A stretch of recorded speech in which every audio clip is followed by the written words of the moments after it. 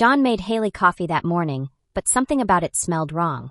"A special blend for you, sweetheart," he said with an odd smile that made her skin prickle slightly. When he turned away to check his phone, she quickly switched her cup with the coffee her sister-in-law had left on the counter. The woman who had humiliated her relentlessly for years at family gatherings. 30 minutes later, it wasn't the dizziness or the ringing in her ears that alarmed Hailey. It was the smell. That night, Hailey asked to be left alone. No one. Not John. Not Emma. She needed space. To sit in silence with the window open, listening to the distant murmur of the hospital. In her mind, pieces reassembled, but they no longer formed the same picture. Betrayal had a face. It had a voice. It had the scent of expensive coffee and the smile of a friend. Months later, Madison was sentenced to 5 years for attempted poisoning and assault. Her gaze in the courtroom was identical to the one Hailey had seen in the hospital hallway. Defiant, frozen, proud. As if even being discovered, she'd accomplished what she wanted. Mitchell lost her medical license. She claimed emotional manipulation by Madison, but the bank deposits told a louder story. John tried approaching several times. Calls. Messages. Emails. Some nostalgic, others empty. Never aggressive but persistent. After several weeks, Hailey wrote one message. "I'm grateful for what you did thinking you were helping me, but I need to heal alone." That was all. 3 months later, Hailey returned to the office, not as director, but as external consultant. The company had restructured. She no longer wanted to lead from above, but support from alongside. She'd abandoned the power war, but not her passion for projects. During her first meeting, everyone stood when she entered. No comments, but gazes were loaded with respect. She simply nodded and began speaking without flourish. Sometimes success is so loud that we don't hear the alarms ringing inside us. I'm here to remind you that mental health care isn't weakness. It's strategy. The talk went viral on internal networks. Employees thanked her for speaking about what no one wanted to address. Others confessed similar struggles. For the first time, Hailey's voice wasn't a weapon. It was a bridge. She rented a small apartment with a balcony and natural light. Decorated with plants, soft rugs, light curtains. No television. Instead, bookshelves and a coffee machine she'd only use when she really wanted to. On the main wall, she hung a frame with words Emma wrote on a napkin. Asterisk, no one stays the same after touching the bottom. And that's the best part. Asterisk. Her first morning in the new place, Hailey made herself a cup of coffee. Hot, strong, clean aroma. No strange herbs. No other hands. Just her in silence. She sat on the balcony barefoot, warm sun on her face, and took her first sip. She smiled. Not because everything was fine or the past stopped hurting. She smiled because pain no longer commanded her life. That she could drink coffee without fear. That she could look back without her chest tightening. The only ingredient she wanted in her life now was peace. And that, finally, was hers to keep. She sat as the morning unfolded, watching the city wake up below. And for the first time in months, Hailey felt something close to hope. Not naive hope, but the kind that acknowledged suffering while refusing to be defined by it.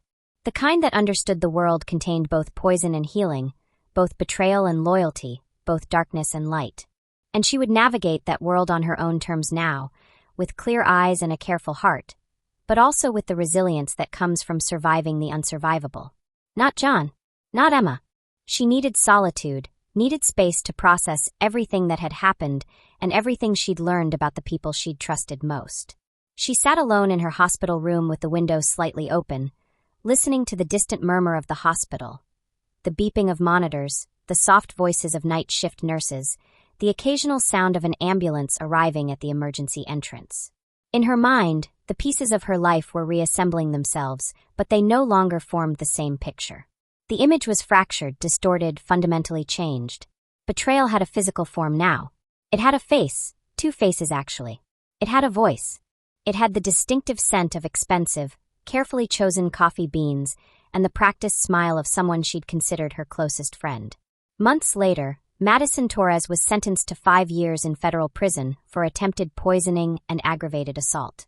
Her gaze during the courtroom proceedings was identical to the one Hailey had seen in the hospital hallway that day.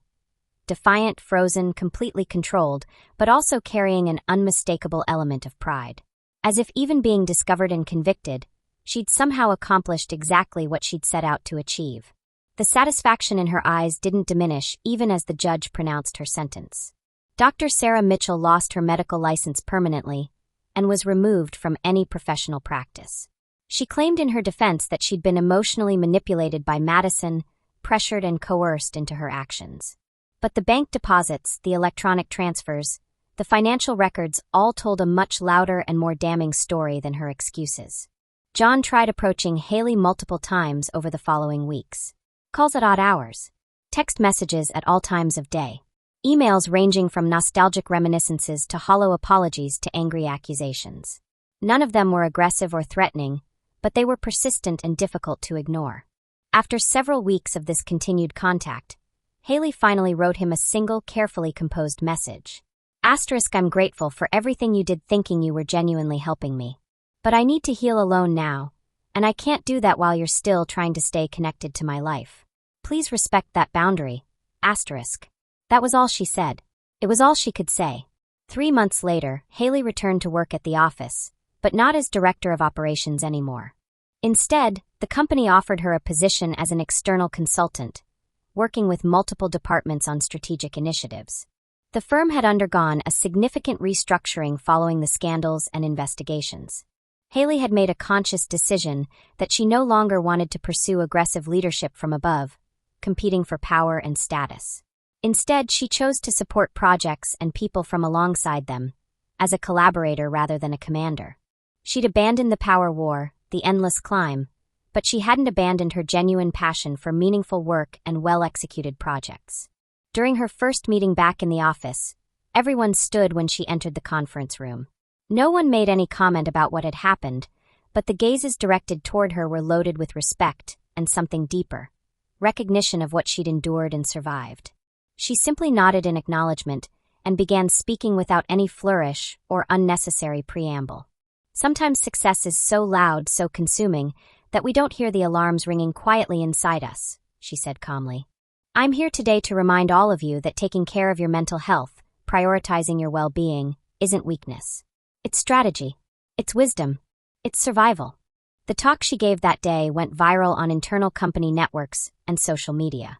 Employees wrote her personal messages thanking her for speaking openly about what no one in corporate America wanted to address: the real human cost of ambition, the price paid by the body when the mind pushes too hard. Others confessed to her that they'd felt similar things, that they too had felt consumed by the machine of corporate success, that they'd experienced warning signs they'd chosen to ignore. For the first time, Hailey realized that her voice wasn't functioning as a weapon to cut down competitors or assert dominance. Instead, it had become a bridge, a connection between her own suffering and the suffering of others, a way to help people see that they weren't alone in their struggles. She rented a small apartment in a quieter neighborhood, one with a private balcony that received natural sunlight for most of the day. She decorated it thoughtfully with living plants, soft area rugs, and light, flowing curtains that filtered the harsh afternoon sun into gentle shadows. She deliberately didn't purchase a television set or any streaming services. Instead, she installed floor-to-ceiling bookshelves along one wall and placed a quality coffee machine in the kitchen, one she would only use when she genuinely wanted coffee, not out of habit or because someone else had prepared it for her. On the main wall of her living room, she hung a simple frame containing words that Emma had written on a napkin during one of their late-night conversations. No one stays the same after touching the bottom. And that's actually the best part. Her first morning in this new home, Hailey made herself a cup of coffee. The water was hot, the grounds freshly measured, and the aroma that filled the kitchen was clean and pure. No strange herbs, no metallic undertones, no suspicious additions. There were no other hands involved. It was just her in her own space, with complete control and complete knowledge of every ingredient. She sat out on her small balcony with bare feet, feeling the warm sun on her face and skin, and took her first careful sip of the coffee. She smiled, not because everything had suddenly become completely fine or because the painful memories had stopped hurting. She smiled because in that moment, she understood something fundamental. The pain no longer commanded her life. It no longer dictated her choices. That she could drink a simple cup of coffee without fear coursing through her veins. That she could look back at what had happened without her chest tightening so much she couldn't breathe. The only ingredient she wanted in her life going forward was peace. And that, finally, after everything, was hers to keep. She sat on her balcony as the morning unfolded, watching the city wake up below her, and for the first time in months, Hailey felt something close to hope. Not naive hope, not the kind of hope that ignored real dangers, but the kind of hope that acknowledged suffering while refusing to be defined by it. The kind of hope that understood the world contained both poison and healing, both betrayal and loyalty, both darkness and light. And she would navigate that world on her own terms now, with clear eyes and a careful heart, but also with the resilience that comes from surviving the unsurvivable. Supposedly familiar aroma of roasted coffee beans and subtle sweetness now carried a sharp, metallic, acrid note, like heated copper dissolving on her tongue. By instinct, she set the cup down on the side table without saying anything to John, who was still watching her from across the room. John was observing her from the kitchen counter, stirring his own coffee with that calm, measured expression she'd started questioning lately. "You don't like it, Hi?" he asked softly, his voice carrying that particular tenderness that used to make her feel safe. "It's a new blend. Organic. Helps balance your energy." She forced a smile onto her face, trying to appear normal. "I'm not feeling well this morning. Maybe I shouldn't have coffee right now." John approached her slowly, caressed her back gently, and kissed her cheek. His touch felt different somehow. Less like affection and more like possession, though she couldn't quite articulate why. "It's stress," he said with absolute certainty. "Since you got that promotion, you don't even stop to breathe. You're killing yourself, love. Your body is screaming for help." Hailey looked down at her hands, which had started to tremble slightly. He was right about the promotion, the one she'd sacrificed everything to achieve.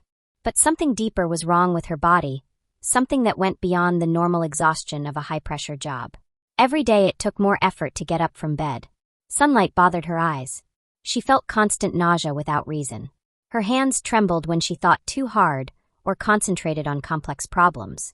This morning, she'd barely managed to button her blouse without having to sit down on the edge of the bed first. She couldn't let anyone see her weakness. Not now. Not when she'd finally become director of operations at the prestigious Chicago consulting firm, a position she'd worked toward for 8 long years. The city hummed with its usual chaos outside her apartment window on the 23rd floor. Traffic roared on the avenue below, horns blaring their familiar melody across the Chicago skyline. Hailey kissed John goodbye with an automatic gesture and descended in the elevator, her heart racing faster than it should have been, feeling relieved to be away from him despite the guilt that followed such thoughts. At the downtown office, nothing was more dangerous than appearing fragile or vulnerable. Her new position as director of operations was envied by at least 3 colleagues, including Madison, her former best friend and confidant who had grown distant over the past months, always measuring each word carefully before speaking. "Did you sleep at all last night?" Madison asked as soon as Hailey sat at her desk, settling into her ergonomic chair with a heavy sigh. "Not really. I'm not feeling great, if I'm being honest," Hailey replied, opening her computer to check the overnight emails. "You look absolutely terrible," Madison said with blunt directness, leaning against the doorframe of Hailey's office. "Seriously, you look like you're about to fall over. You're not pregnant, are you?" Hailey forced a dry, uncomfortable laugh. "Definitely not. It's just exhaustion. John's still obsessed with those herbal supplements and special teas he orders online." Madison tilted her head with amusement, though something flickered briefly in her eyes, something cold and calculating that Hailey almost missed. In another time, in another life, Hailey would have laughed along and shared the joke, but now something closed off in her throat, making it difficult to continue the banter. At midday, Hailey didn't go to lunch as she usually did. Instead, she stayed in the conference room on the 15th floor, reviewing spreadsheets and financial reports for the afternoon presentation. When she finally stood to stretch her legs and grab more coffee, everything began to spin wildly. She barely managed to make it to the bathroom before she got sick, her body convulsing over the toilet. In the mirror afterward, she saw herself as if for the first time in weeks, pale and gaunt, with dark circles under her eyes, looking like she was fading away into nothing. Then the memory hit her like a physical blow. Last week, John had served her a cup of coffee while she watched television on the living room couch. She'd drunk it without thinking, her mind absorbed in the show. The taste was distinctly off, slightly metallic and sharp, not like the smooth coffee she loved. She'd noticed it, but didn't want to offend John by commenting on it. She thought perhaps it was just a new type of bean he'd purchased. That night, she'd thrown up twice, her stomach rejecting everything. The next morning, John had told her it was a sign that her body needed to change its diet entirely. He'd given her a series of capsules, natural supplements he'd ordered specially from an online vendor. She'd taken them without question, trusting him completely. Her sister Emma appeared suddenly at her desk, parking herself in the visitor's chair uninvited. Emma was bright, spontaneous, and impulsive, everything Hailey wasn't. And she was younger by 4 years.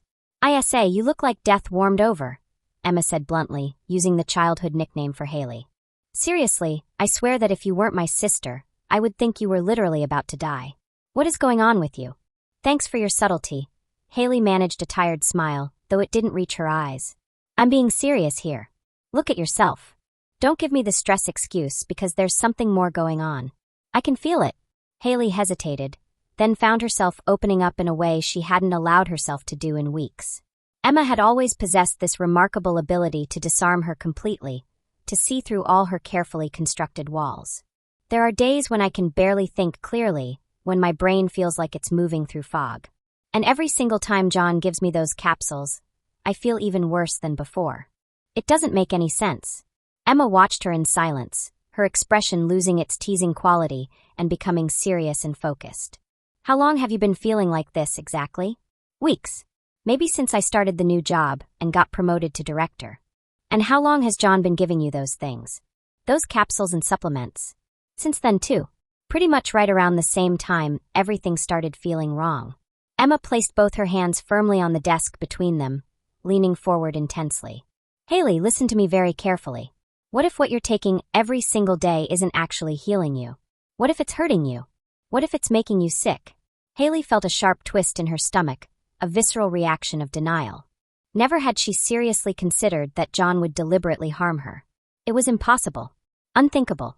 Or at least that's what she wanted to believe with every fiber of her being.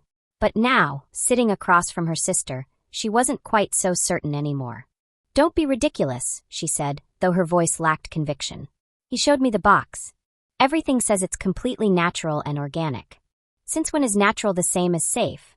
Emma replied sharply, crossing her arms over her chest. "Have you actually had those capsules analyzed by a lab?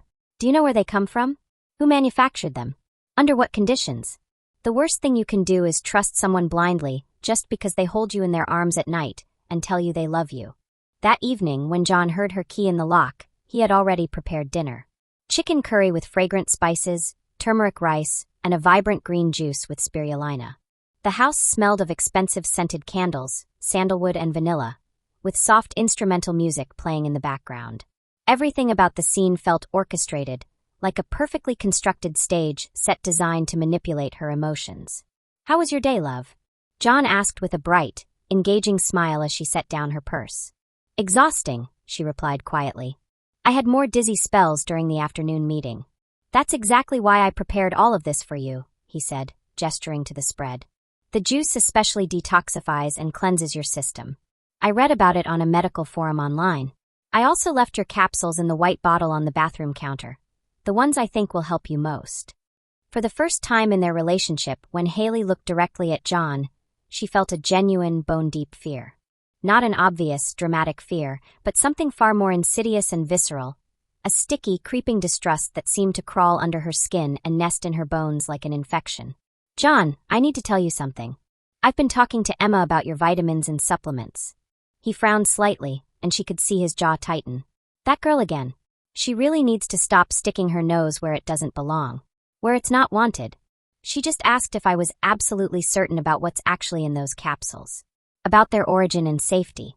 The vitamins aren't the real problem here." "Then what is the problem?" John asked, his voice taking on a sharper edge. "You are, John. The way you're always hovering, always watching, always presenting me with solutions. It's suffocating." "Me?" His tone shifted dramatically, becoming colder, more controlled. "What I see is a woman being completely consumed by her work. You're not sleeping properly, not eating enough, running your body at 100 miles an hour like it's a machine.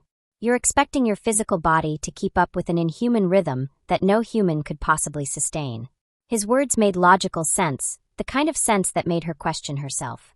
He always spoke with such calm rationality, in that measured tone that somehow made her feel guilty for doubting him.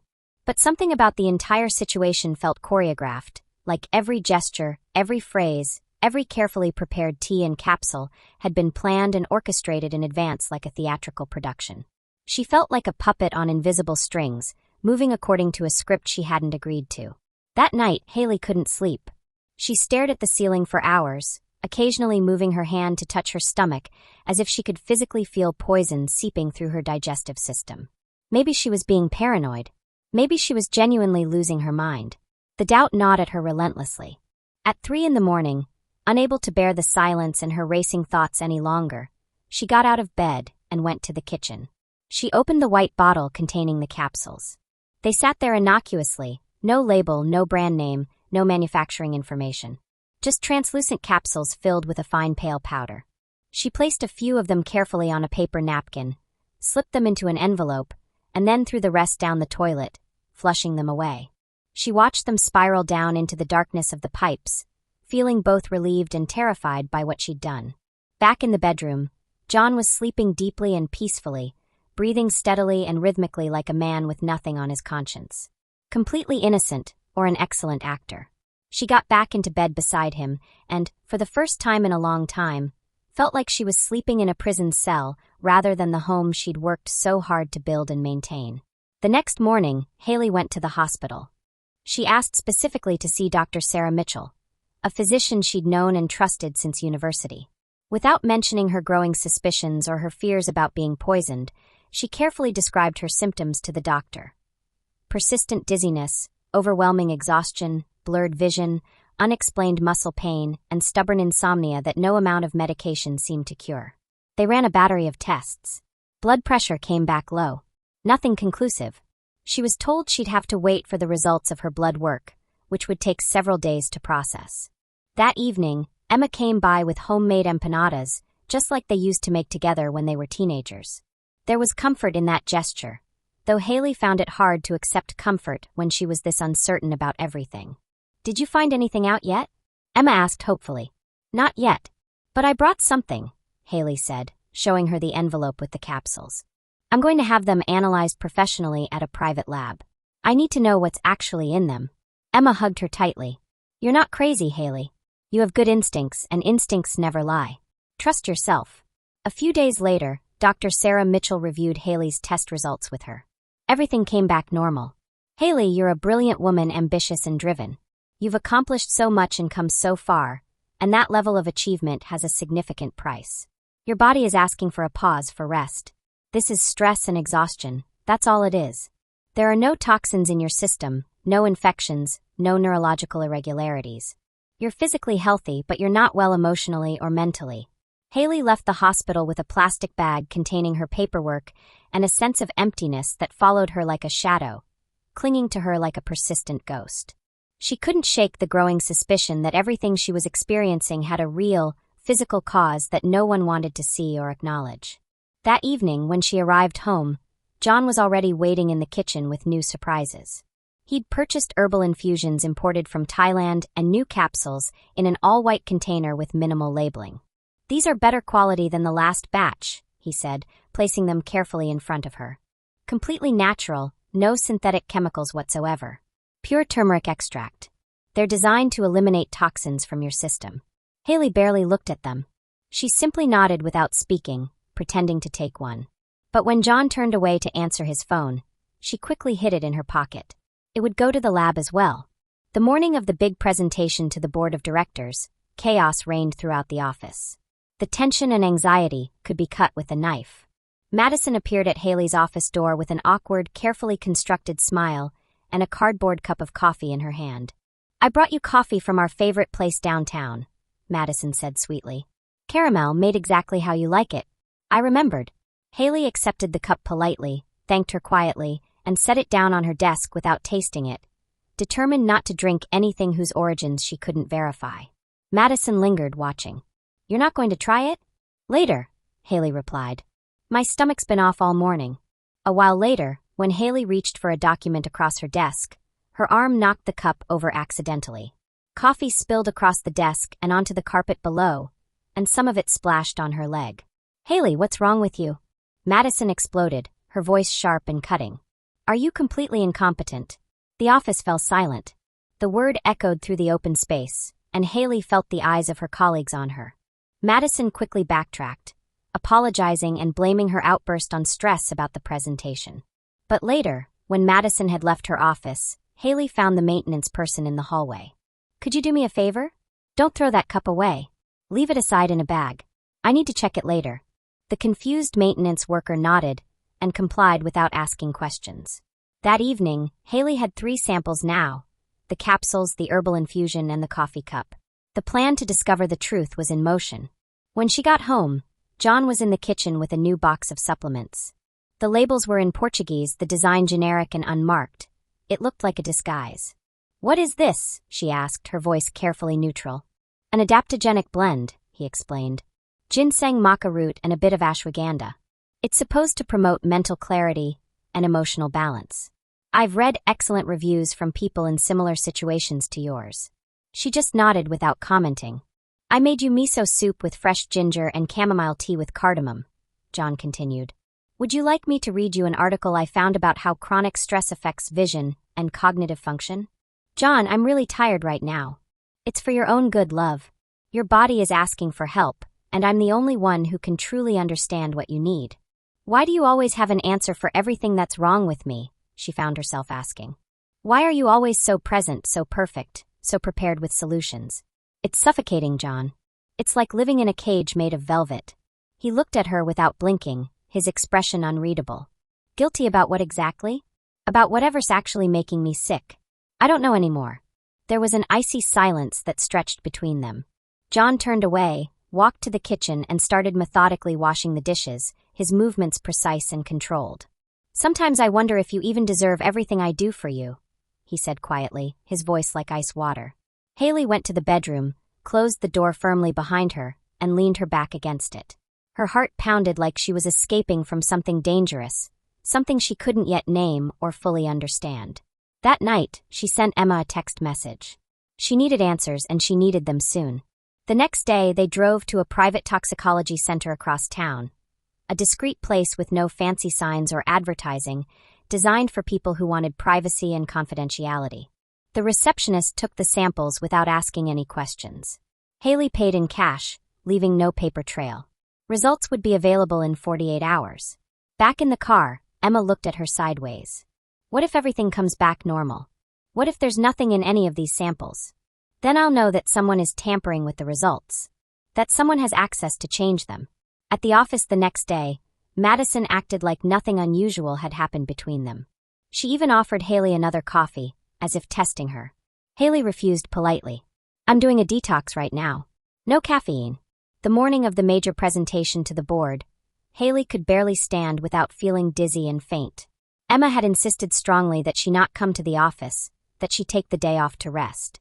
But Hailey needed to appear strong, needed to prove to everyone, including herself, that she was capable and in control. She took the stage, began speaking about the quarterly projections.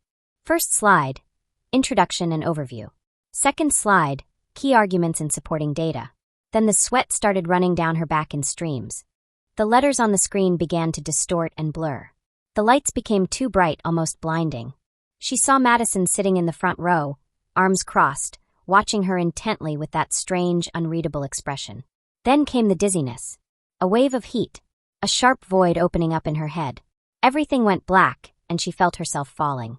An hour later, the sound of a machine beeping with the rhythm of her pulse was the first thing Hailey heard before opening her eyes in the hospital. The smell of disinfectant was intense and chemical, as if the very air had been filtered through industrial cleaning agents. The white hospital light cut through the darkness surrounding her vision like a sharp blade. "Hailey? Hailey, can you hear me?" John's voice arrived like a whisper soaked in anxiety, and something else she couldn't quite identify. He was sitting beside her hospital bed, his eyes glistening with unshed tears, holding her hand with a grip that was almost too tight.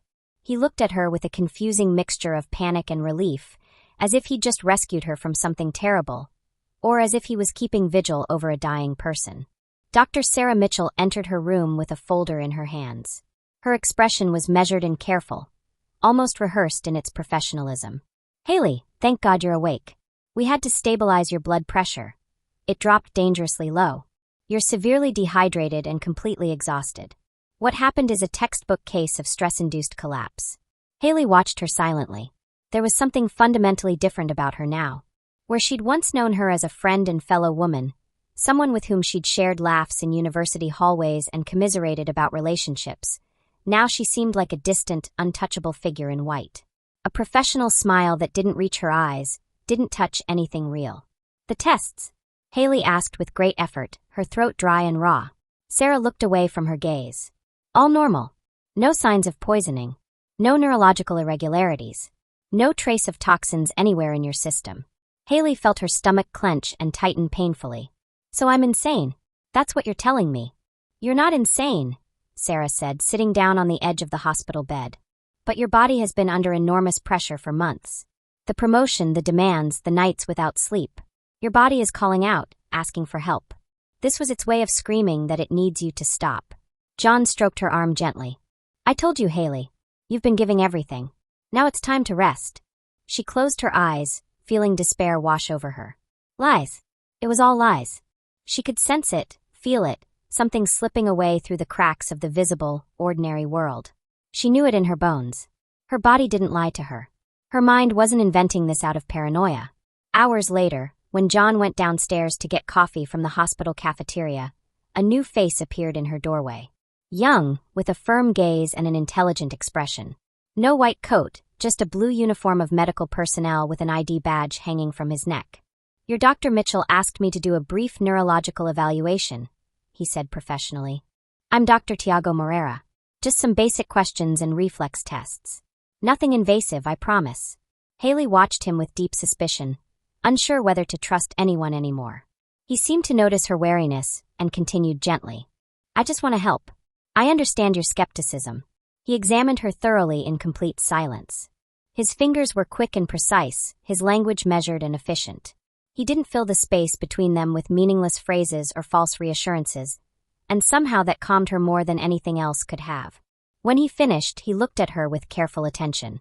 Physically, you're stable. Your pressure has normalized nicely. But there's something that doesn't quite add up in your presentation. Hailey sat up slightly in her bed. You feel it too? That something's wrong. He hesitated for just a moment, choosing his words carefully. I would say yes, actually. She extended a hand that trembled visibly and pulled a plastic bag from underneath her hospital sheet. This was in my coffee the day of the presentation. I didn't throw it away. I kept it carefully. I want you to analyze it yourself. I want you to compare it with my blood samples. Tiago looked at the bag with complete seriousness, showing no surprise or judgment. Someone is deliberately hurting you. I know it in my gut. There are too many things that don't add up, too many coincidences that feel planned. He placed the bag carefully in his portfolio and stood up. I'll analyze this personally, completely separately from the official lab. You'll hear from me as soon as I have results. I won't tell anyone else about this. That's my promise to you. For the first time in weeks, Hailey felt like someone was actually listening to her, actually taking her seriously. That evening, Emma called her on video. She was at her apartment, her face serious and unadorned, with test results printed out in her hands. I just came from the lab, she said without preamble. The capsules? They contain only basic vitamins. Magnesium, B-complex vitamins, some plant extract. Nothing toxic, nothing harmful, nothing out of the ordinary. You're absolutely sure? Hailey asked, feeling her hope deflating. They're sure. I'm not sure anymore about anything else. The coffee is still being tested. Same with the tea. But the capsules are completely innocent. Hailey tightened her lips, feeling frustration and fear battling inside her. Her intuition kept screaming that something was deeply wrong. What if the tests are being compromised? What if someone has access to alter them? Emma raised her eyebrows. You think someone's actively manipulating the lab results? I know it. I'm certain of it. Madison and Dr. Mitchell. It all points to both of them. That same night, Tiago returned to the hospital with a folder gripped tightly in his hand. He closed the door behind him carefully and walked directly to her bedside without any preamble or small talk. We found something significant, he said quietly. In your blood, we detected residues of a natural alkaloid. It's not technically illegal. It's sold commercially as a supplement in small doses. But in the high concentrations that were in your system, it causes extreme fatigue, profound drowsiness, and loss of motor coordination. Someone has been deliberately drugging you, Hailey. That same compound was in the coffee cup? The one from the day of my presentation? Yes. And in the capsules too. All 3 samples contained the same substance in varying concentrations. Hailey felt the world physically shrink around her. Everything suddenly made terrible, awful sense. "What about Dr. Mitchell?" she asked, her voice barely above a whisper. Tiago hesitated, choosing his words with extreme care. "She signed off on your first analysis, the one that showed nothing. But when I reviewed the raw lab data from the hospital system, I found evidence of manual alteration. Someone deliberately changed the original levels and readings. The original results showed exactly what you suspected would be there. But it wasn't me who changed them.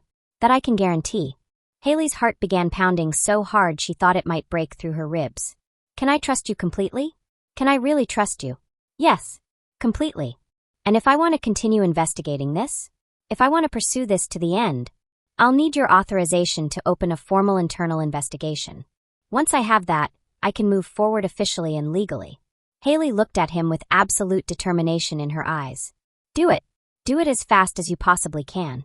Hours later, 2 police officers arrived at the hospital in civilian clothes, trying to blend in. They went directly to the reception desk looking for Madison Torres. She was waiting in the visitors' lounge, scrolling through her phone without apparent concern. When she saw them approaching, her body tensed visibly, her muscles going rigid, but she didn't attempt to run. One of the officers showed a credential to her. "Ms. Madison Torres, we need you to come with us to answer some questions. We're investigating indicators of substance tampering in beverages that were provided to a patient." "You're accusing me of something?" Madison asked, her voice sharp. "We're asking for your cooperation in our investigation," the officer replied calmly. Madison stood up slowly, composed and dignified, and walked with the 2 officers without looking back or making any scene. She held her head high. In that same instant, Dr. Sarah Mitchell appeared in the hospital hallway, still wearing her white coat and carrying her medical folder. When the second police officer intercepted her and began speaking quietly, she paled noticeably, the color draining completely from her face. For a long moment, she stood completely motionless, as if frozen. Then she lowered her head slowly and nodded in acceptance. She walked behind the officers with deliberate, careful steps. From her hospital room, looking through the partially open door, Hailey watched the entire scene unfold like a movie. Madison passed through her line of sight. Their gazes crossed for just a moment. There was no surprise in Madison's eyes. No guilt. No remorse. Only something far colder. Something devastating. Pure satisfaction, as if she'd accomplished exactly what she set out to do. The 2 officers escorted Madison down the hallway. She made no attempt to resist, didn't raise her voice in protest, didn't ask questions or demand explanations. She simply walked with her back perfectly straight, her chin held slightly elevated, and that bitter smile playing at the corners of her mouth. The smile of someone who knew exactly how things would unfold, who had orchestrated events precisely according to her design. Even facing discovery, even facing consequences, she seemed to believe she'd accomplished what mattered to her. Behind them, walking more slowly and with less dignity, Dr. Mitchell moved with her head bowed, clutching her medical folder protectively to her chest, as if she could still somehow hold on to her authority and professional identity. She didn't look like a confident doctor anymore. She looked defeated, broken. Her white coat was wrinkled, dark circles shadowed her eyes, her expression was tense and drawn. Hailey felt no compassion for either of them. What she felt instead was a thick, complex mixture of rage and profound disappointment, an emotion too layered and intricate to label with just a single word. When the hallway door finally closed, silence took over the hospital room. John sat beside the bed, his face completely drained of color. He hadn't said a single word since he'd watched the 2 women being escorted away by police. "Do you want to tell me something?" Hailey asked without looking directly at him, keeping her gaze fixed on the ceiling tiles. John lifted his head slowly, painfully. His voice came out low and barely audible. "No, I didn't know. I swear to you, I had no idea that Madison was orchestrating this. And I had no idea about Mitchell either." Hailey fixed her eyes on him with laser intensity. "And the capsules? The tea? The coffee? You genuinely had no idea about any of that." He opened his mouth, taking considerable time before responding. "All I did was trust the recommendations online. I looked for natural organic products. You were so sick, Hailey. I was desperate to help you, desperate to fix whatever was wrong. So desperate that you poisoned me without even knowing what you were doing? So desperate that you insisted I take those things every single day, even when I explicitly told you they made me feel worse. Because everyone kept saying it was just stress. You, Mitchell Madison. And you took advantage of that consensus to play the role of devoted nurse. My spiritual guide. My guardian. You trapped me in a suffocating, rigid routine and disguised it all as love and care. John swallowed hard, his eyes getting wet with tears. Do you think I'm part of this conspiracy? That I was working with them? Hailey closed her eyes, feeling exhausted beyond measure. I don't know anymore. I'm not sure of anything. And that, John, is also your fault. The door opened with a soft knock. It was Emma. Her expression communicated everything without words. She approached without even looking at John and took her sister's hand firmly. It's done. They're interrogating both of them now. Mitchell tried to claim she did it only under pressure and manipulation from Madison, but there are messages between them, financial transactions, concrete evidence. Madison isn't denying a thing. She's actually proud of what she did. Cold as ice. She says she did it because you had everything and she had nothing. Because you occupied a position at the company that should have belonged to her. Because it was easy, very easy. No one was going to suspect a close friend of trying to harm you. Hailey looked at her sister with confusion. She admitted it? Admitted to poisoning me? Part of her did admit it. But Madison said something specific when the officers were taking her away. Something the officers told me later. What did she say? Emma breathed hard, her own emotions clearly struggling to surface. She said, "The only thing I regret is that it was working." Hailey felt a sharp stab pierce through her chest. That sentence was both a confession and a provocation simultaneously. A blow and a compliment to her ego all at once. Yes, the plan had been working perfectly. She was getting steadily weaker. Her mind was progressively clouding over. They were methodically dragging her down into the abyss without anyone noticing, without anyone stopping them. And the absolute worst part? She'd been completely alone the entire time while it was happening. Days later, Tiago came into her room carrying a folder. He closed the door behind him and walked directly to the bed without any preamble. "Everything has been confirmed," he said without emotion. "We found traces of the compound in your blood, in the coffee sample, and in the capsules. Dr. Mitchell deliberately altered your original blood test analyses. Madison paid her. We have bank records proving this, specifically to hide the levels and conceal the effects. They were dosing you progressively over several weeks. How did they even obtain this compound? Isn't it illegal? It's not illegal at all. It's sold commercially as a dietary supplement in small doses. It doesn't trigger any alarm bells. But when taken consistently over an extended period, it gradually deteriorates basic bodily functions, confuses and clouds diagnosis. It mixed perfectly with your stress symptoms. It was the absolutely perfect cocktail to make you appear incapable and unstable without raising any suspicion. They wanted my job. They wanted the life I'd built, because it's something they couldn't reach on their own merit." Tiago hesitated for a moment. There's no direct evidence of John's participation in this. No payments connecting him to either of them. No compromising messages. It ultimately comes down to your interpretation and perception. My perception? I can't even trust my own reflection in the mirror anymore. Tiago sat down at the foot of her hospital bed, and his professional demeanor shifted slightly, becoming more human. "Hailey, this won't simply disappear when they go to trial and receive sentences. You're going to have to rebuild yourself from the ground up. No one can do that work for you. Not your sister. Not your husband. Not even me." She looked at him with tired eyes. "Do you think I'm broken? Do you think I'm permanently damaged? I think you're alive. And after everything you've been through, after surviving this, that's already a significant victory.